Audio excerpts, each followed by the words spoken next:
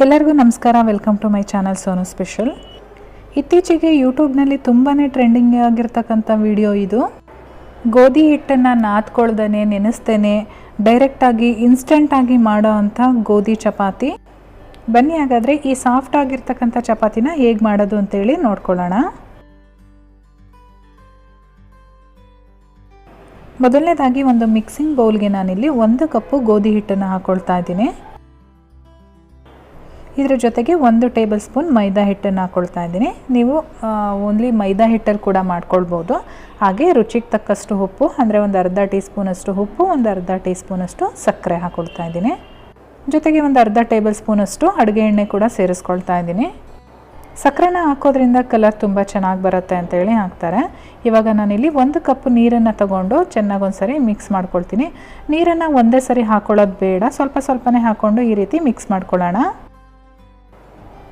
ಒಂದೇ ಸರಿ ಹಾಕೋದ್ರಿಂದ ಗಂಟಾಗುತ್ತೆ ಮತ್ತು ನಮಗೆ ಮಿಕ್ಸ್ ಮಾಡೋಕ್ಕಾಗೋದಿಲ್ಲ. ಹಾಗಾಗಿ ಈ ರೀತಿ ಸ್ವಲ್ಪ ಸ್ವಲ್ಪನೇ ಹಾಕ್ಕೊಂಡು ಮಿಕ್ಸ್ ಮಾಡ್ಕೊಳ್ಬೇಕು. ನಿಮ್ಮ ಹತ್ರ ಏನಾದರೂ ವಿಸ್ಕರ್ ಇಲ್ಲ ಅಂತ ಅಂದರೆ ನೀವು ಒಂದು ಮಿಕ್ಸಿ ಜಾರಲ್ಲಿ ಹಾಕ್ಕೊಂಡು ಎಲ್ಲದನ್ನು ಕೂಡ ಹಾಕ್ಕೊಂಡು ಈ ರೀತಿ ಮಿಕ್ಸ್ ಮಾಡ್ಕೊಳ್ಬೋದು. ಆದರೆ ಗಂಟುಗಳು ಮಾತ್ರ ಇರಬಾರ್ದು. ಆ ರೀತಿಯಾಗಿ ಸಾಫ್ಟಾಗಿ ನಾವು ಮಿಕ್ಸ್ ಮಾಡಬೇಕಾಗತ್ತೆ.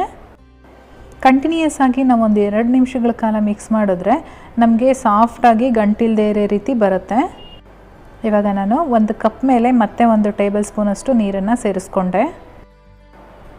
ಫ್ರೆಂಡ್ಸ್, ಇವಾಗ ಚಪಾತಿ ಬ್ಯಾಟರ್ ರೆಡಿಯಾಗಿದೆ. ನೀವು ಕನ್ಸಿಸ್ಟೆನ್ಸಿ ನೋಡ್ಬೋದು. ತುಂಬ ತೆಳುನೂ ಮಾಡ್ಕೋಬಾರ್ದು, ತುಂಬ ಗಟ್ಟಿನೂ ಮಾಡ್ಕೊಳ್ಬಾರ್ದು. ಈ ರೀತಿಯಾಗಿ ಬರಬೇಕು ನಮಗೆ.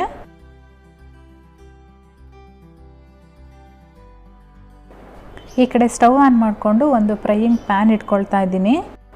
ನಾವು ಈ ರೀತಿ ಚಪಾತಿ ಮಾಡಬೇಕು ಅಂದರೆ ನಾವು ಈ ರೀತಿ ದಪ್ಪ ತಳದ ನಾನ್ ಸ್ಟಿಕ್ ಕಡಾಯಿನೇ ಇಟ್ಕೊಳ್ಬೇಕಾಗತ್ತೆ. ನೋಡಿ, ತುಂಬ ಹೀಟ್ ಆಗಬಾರ್ದು, ನಮಗೆ ಕೈಯಲ್ಲಿ ಮುಟ್ಟೋ ರೀತಿ ಇರಬೇಕು. ಅಷ್ಟು ಹೀಟ್ ಆದರೆ ಸಾಕು. ಇವಾಗ ನಾವು ರೆಡಿ ಮಾಡಿ ಇಟ್ಕೊಂಡಿದ್ದೀವಲ್ಲ ಬ್ಯಾಟರು, ಅದರಿಂದ ಒಂದು ಸೌಟಲ್ಲಿ ಹಿಂಗೆ ತೆಗೆದು ಬಿಡೋಣ. ಬಿಟ್ಟಾದಮೇಲೆ ಈ ರೀತಿ ನಾವು ಸ್ಪ್ರೆಡ್ ಮಾಡ್ಕೊಳ್ಬೇಕಾಗತ್ತೆ. ದೋಸೆನ ಸ್ಪ್ರೆಡ್ ಮಾಡ್ತೀವಲ್ಲ ಹಾಗೆ ಲೈಟಾಗಿ ಮಾಡ್ಕೊಳ್ಳಿ. ನಾವು ಈ ಚಪಾತಿ ಮಾಡಿ ಮುಗಿಯೋವರೆಗೂ ನಾವು ಮೀಡಿಯಮ್ ಫ್ಲೇಮಲ್ಲೇ ಇಟ್ಕೊಂಡು ಚಪಾತಿ ಬೇಯಿಸ್ಕೊಳ್ಬೇಕಾಗತ್ತೆ. ಒಂದು 20ರಿಂದ 25 ನಿಮಿಷಗಳ ಆದಮೇಲೆ ಈ ರೀತಿ ಎಡ್ಜಸ್ಸು ಬೆಂದ್ಬಿಟ್ಟು ಚೆನ್ನಾಗಿ ಬಿಟ್ಕೊಂಡು ಬಂದಿರುತ್ತೆ. ಅಂದರೆ ಕೆಳಗಡೆ ಎಲ್ಲೂ ಅಂಟ್ಕೊಂಡಿರೋದಿಲ್ಲ. ಈ ರೀತಿ ಚೆಕ್ ಮಾಡಿಕೊಂಡು ನಾವು ಉಲ್ಟಾ ತಿರುವಾಕೊಂಡು ಮತ್ತು ಮೇಲ್ಗಡೆ ಈ ರೀತಿ ಎಣ್ಣೆನ ಹಾಕ್ಕೊಂಡು ಸ್ಪ್ಯಾಚುಲಾ ಸಹಾಯದಿಂದ ಎಣ್ಣೆನ ಸ್ಪ್ರೆಡ್ ಮಾಡ್ಕೊಳ್ತಾ ಇದ್ದೀನಿ ನಾನು. ತುಂಬ ಹೊತ್ತು ಒಂದೇ ಕಡೆ ಬೇಯಿಸಬಾರ್ದು. ಈ ಚಪಾತಿನ 10 ಸೆಕೆಂಡು ನಾವು ಒಂದೊಂದು ಸೈಡು ಬೇಯಿಸ್ಕೊಳ್ಬೇಕಾಗತ್ತೆ.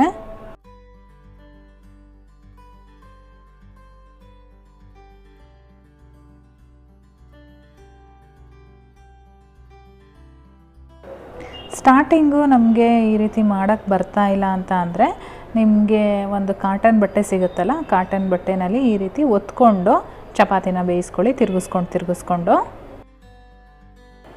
ನಿಮಗೆ ಗೊತ್ತಾಗ್ತಾ ಇರ್ಬೋದು ಯಾವ ರೀತಿ ನಮಗೆ ಬರ್ತಾ ಇದೆ ಚಪಾತಿ ಅಂತ ಹೇಳಿ. ನನಗೆ ಇದು ಚಪಾತಿ ಬರುತ್ತಾ ಇಲ್ವಾ ಅಂತ ಡೌಟ್ ಇತ್ತು. ಹಾಗಾಗಿ ನಾನು ರಾತ್ರಿ ಒಂದು ಸರಿ ಟ್ರೈ ಮಾಡಿದ್ದೆ, ಚೆನ್ನಾಗಿ ಬಂತು. ಚೆನ್ನಾಗಿ ಬಂದಮೇಲೆ ನಾನು ಇದನ್ನು ನಿಮಗೆ ತೋರಿಸ್ತಾ ಇರೋದು. ಇದರಲ್ಲಿ ನೀವು ಗಮನ ಇಡಬೇಕಾಗಿರೋ ಅಂಥ ಅಂಶ ಏನು ಅಂತ ಅಂದರೆ, ಈ ತವಾದಲ್ಲೆಲ್ಲ ಚಪಾತಿ ಮಾಡ್ತೀವಲ್ಲ ಆ ರೀತಿ ಎಲ್ಲ ಮಾಡೋಕ್ಕೆ ಹೋಗಬೇಡಿ. ಈ ರೀತಿ ದಪ್ಪ ತಳದ ನಾನ್ ಸ್ಟಿಕ್ ಕಡಾಯಿನೇ ಇಟ್ಕೊಂಡು ಮಾಡ್ಕೊಳ್ಬೇಕಾಗತ್ತೆ. ಇವಾಗ ರೆಡಿಯಾಗಿದೆ. ನಾವು ನೆಕ್ಸ್ಟ್ ಚಪಾತಿ ಹಾಕಬೇಕಾದ್ರೆ ತುಂಬ ಹೀಟ್ ಆಗಿರೋದ್ರಿಂದ ನಾವು ಅದನ್ನು ಕೂಲ್ ಡೌನ್ ಮಾಡ್ಕೊಳ್ಬೇಕಾಗತ್ತೆ. ಹಾಗಾಗಿ ಈ ರೀತಿ ನೀರನ್ನು ಹಾಕ್ಕೊಂಡು ಒಂದು ಕಾಟನ್ ಬಟ್ಟೆನಲ್ಲಿ ನೀಟಾಗಿ ಒರೆಸ್ಕೊಂಡು ಸ್ವಲ್ಪ ಕೂಲ್ ಡೌನ್ ಆದಮೇಲೆ ನಾವು ನೆಕ್ಸ್ಟ್ ಚಪಾತಿನ ಹಾಕ್ಕೊಳ್ಬೇಕಾಗತ್ತೆ.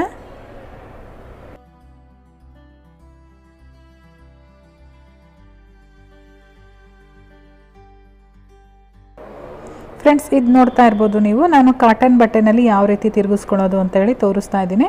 ಜೊತೆಗೆ ನಾನು ಇದಕ್ಕೆ ಎಣ್ಣೆ ಹಾಕಿಲ್ಲ, ಹಾಗೆ ಡ್ರೈ ರೋಟಿ ಥರ ಮಾಡ್ತಾ ಇದ್ದೀನಿ. ಇದು ಕೂಡ ತುಂಬಾ ಚೆನ್ನಾಗಿ ಬಂತು.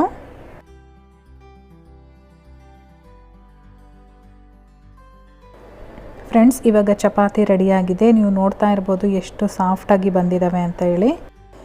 ಈ ಚಪಾತಿನ ನೀವು ಸ್ಟೋರ್ ಕೂಡ ಮಾಡ್ಬೋದು. ಹೇಗಪ್ಪ ಅಂದರೆ ಒಂದು ಕಾಟನ್ ಬಟ್ಟೆನಲ್ಲಿ ಫೋಲ್ಡ್ ಮಾಡಿ ಫ್ರೀಝರಲ್ಲಿ ಇಟ್ಕೊಂಡು ನೀವು ಒಂದು 15ರಿಂದ 20 ದಿನಗಳವರೆಗೂ ಸ್ಟೋರ್ ಮಾಡ್ಕೊಳ್ಬೋದು. ಯಾವುದಾದ್ರೂ ಪಲ್ಯ ಅಥವಾ ಚಟ್ನಿ ಜೊತೆ ಸರ್ವ್ ಮಾಡಿ ತುಂಬಾ ಚೆನ್ನಾಗಿತ್ತು ಫ್ರೆಂಡ್ಸ್. ನಮ್ಮ ಮನೇಲಿ ತುಂಬಾ ಎಲ್ಲರೂ ಕೂಡ ಇಷ್ಟಪಟ್ಟರು. ನಿಮ್ಮೆಲ್ಲರಿಗೂ ಇಷ್ಟ ಆಗಿದೆ ಅಂತ ತಿಳ್ಕೊತೀನಿ. ಇಷ್ಟ ಆಗಿದ್ರೆ ದಯವಿಟ್ಟು ಒಂದು ಲೈಕ್ ಮಾಡಿ, ಹಾಗೆ ನಿಮ್ಮ ಫ್ಯಾಮಿಲಿ ಮತ್ತು ಫ್ರೆಂಡ್ಸ್ ಜೊತೆ ಶೇರ್ ಮಾಡ್ಕೊಳ್ಳಿ. ಜೊತೆಗೆ ಚಾನಲ್ನ ಇನ್ನೂ ಸಬ್ಸ್ಕ್ರೈಬ್ ಮಾಡ್ಕೊಳ್ಳದೆ ನೋಡ್ತಾ ಇದ್ದೀರಾ ಅಂದರೆ ಈ ಕೂಡಲೇ ಸಬ್ಸ್ಕ್ರೈಬ್ ಮಾಡ್ಕೊಳ್ಳಿ. ನಾನಿಲ್ಲಿ ಒಂದು ಓಪನ್ ಮಾಡಿ ಅಂದರೆ ಕಟ್ ಮಾಡಿ ತೋರಿಸ್ತಾ ಇದ್ದೀನಿ. ನೀವು ನೋಡ್ಬೋದು ಯಾವ ರೀತಿ ಬಂದಿದೆ ಚಪಾತಿ ಅಂತೇಳಿ. ಖಂಡಿತವಾಗ್ಲೂ ಟ್ರೈ ಮಾಡಿಬಿಟ್ಟು ಹೇಗೆ ಬಂತು ಅಂತೇಳಿ ನನಗೆ ಕಮೆಂಟ್ ಮಾಡಿ ತಿಳಿಸಿ. ನಾನು ಮತ್ತೆ ಸಿಗ್ತೀನಿ ನಿಮಗೆ ಇನ್ನೊಂದು ಈಸಿ ರೆಸಿಪಿಯೊಂದಿಗೆ. ಅಲ್ಲಿವರೆಗೂ bye bye, take care, thank you for watching.